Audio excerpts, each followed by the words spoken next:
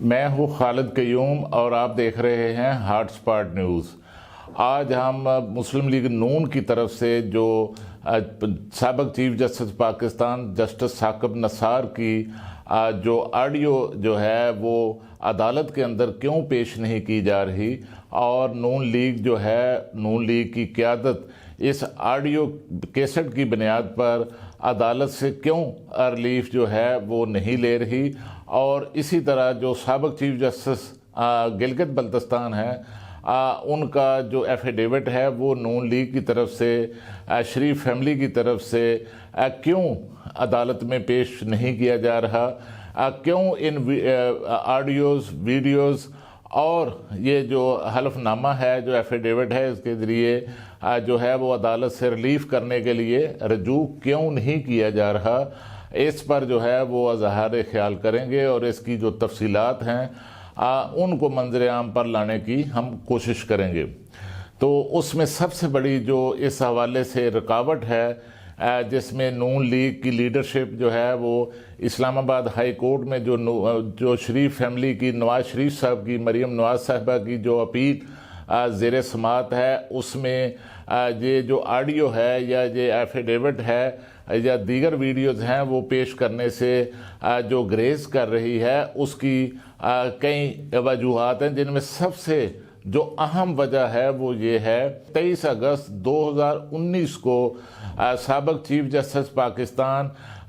Justice Asif Saeed Khosa کی سربراہی میں ایک 3 رکنی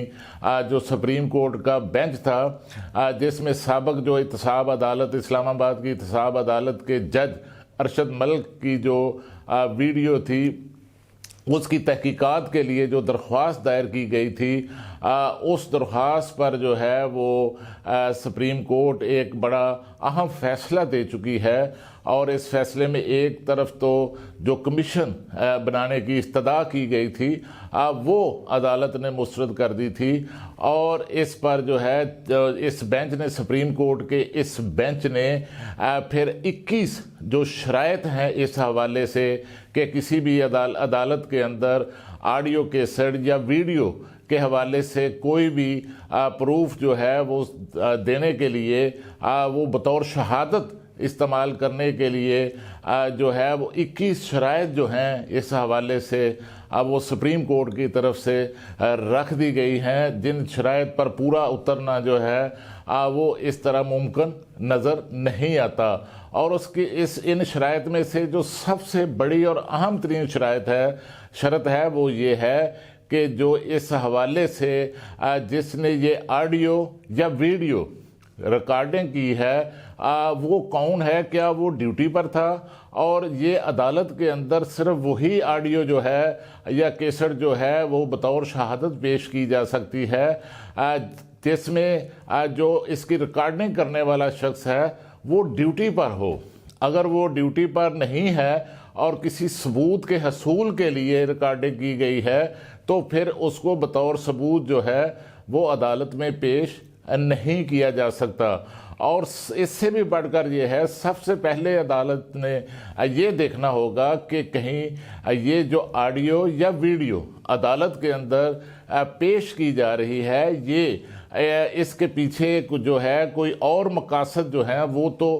نہیں جڑے ہوئے، یا کچھ جال بچھا کر تو یہ جو ہے یہ آڈیو جو ہے یہ حاصل نہیں کی گئی، یا کسی کو ٹریپ کر کے یہ جو آڈیو ہے، کیسٹ ہے، یہ تیار نہیں کی گئی۔ تو اس کے ساتھ ساتھ جو ہے یہ بھی دیکھنا ہوگا، اور دوسرا سب سے بڑا یہ ہے کہ پھر بھی عدالت کے پاس ہی یہ ثوابدیدی اختیار ہوگا کہ وہ آڈیو یا ویڈیو کو جو ہے وہ پیش کرنے کی اجازت دے یا نہ دے۔ دوسرا، اس کے ساتھ ساتھ جو ہے جو ریکارڈنگ کرنے والا شخص ہے اس کے ساتھ بھی ایک اور شخص کی گواہی کی بھی ضرورت جو ہے وہ قرار دے دی گئی ہے، جو اس شخص کے ساتھ اس میں جو ہے وہ کام کرتا ہو۔ اور اس کے ساتھ ساتھ جو ہے جو عدالت کے اندر جو ہے اصل جو ویڈیو ہے، جو اصل جو کلپ ہے وہ پیش کرنا جو ہے اب وہ لازمی ہوگا۔ جس طرح کل بھی ہم نے دیکھا کہ اسلام آباد ہائی کورٹ کے اندر جب اسی طرح جو ہے اسی معاملے پر ایک جو درخواست تھی دائر کی گئی تھی، اس کے قابل سماعت ہونے کے بارے میں جو چیف جسٹس اسلام آباد ہائی کورٹ ہیں وہ سماعت کر رہے تھے، تو یہ سوال اٹھایا گیا کہ یہ بھی دیکھنا ہوگا کہ ویڈیو ریکارڈ کرنے والا کون ہے، جو ریکارڈ کر رہا ہے اس کے، یا آڈیو جو ریکارڈ کر رہا ہے اس کے پاس ریکارڈنگ کی کیا صلاحیت ہے، اور دوسرا یہ ہے کہ آیا یہ کلپ جو ہے وہ اصل کلپ ہے یا کوئی امریکہ میں بیٹھ کر کسی شخص نے یہ جو کلپ ہے اس کو جاری کیا ہے۔ تو دوسرا یہ ہے کہ جس شخص نے یہ ریکارڈنگ کی ہے اس کی جو گواہی ہے وہ بھی عدالت میں پیش کرنا جو ہے وہ ضروری ہوگی، وہ لازمی ہوگی، اور اس طرح کی جو شرائط ہیں وہ 21 کے قریب ایسی شرائط جو ہیں وہ طے کر دی گئی ہے جن پر جو ہے وہ کسی کا بھی جو ہے اس طرح کی جو ویڈیوز یا آڈیوز جو مطلوبہ مقاصد کے حصول کے لیے یا فیبریکیشن کے ذریعے یا دوسرے کسی ذرائع کے ذریعے یا کوئی مینج کر کے اس طرح کا مواد جو ہے